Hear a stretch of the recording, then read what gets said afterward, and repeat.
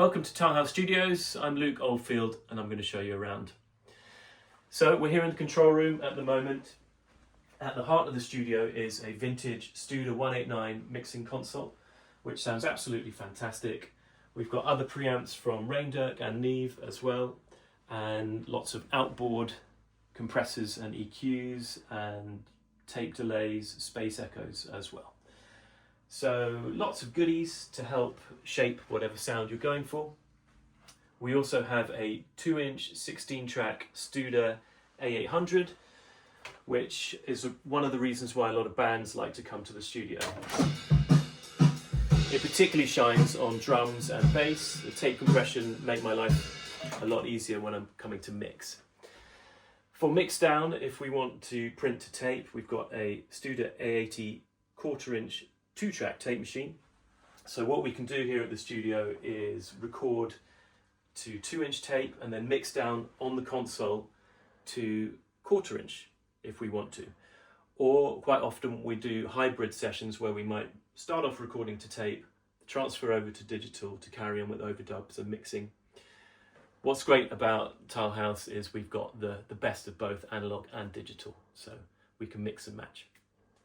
This way is the live room, so this is where the musicians will be performing whilst we're recording. As you can see on the ceiling and the walls we've got tiles, so that's one of the reasons why the studio is called Tilehouse Studios.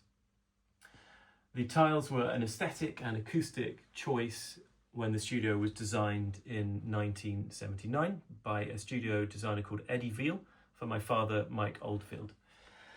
Having a live room means you can deaden it if you want to. So, obviously the tiles are quite reflective, which can be a really cool thing.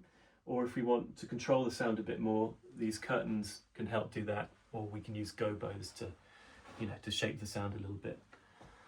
On this side of the room, it's slightly more deadened because we've got a big bass trap up here.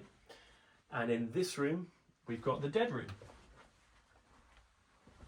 I've got the drums set up in here at the moment, which is great for a close mic, tight drum sound. It's also really good if we've got a bigger session with lots of musicians because it frees up space in the live room, in the tiled room, and contains the drum sound a bit more in here.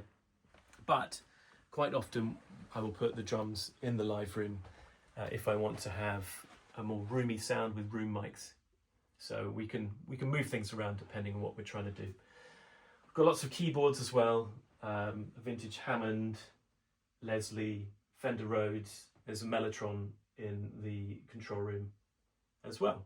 So yeah, you're welcome to bring any of your own instruments or amps, or you can use any of ours.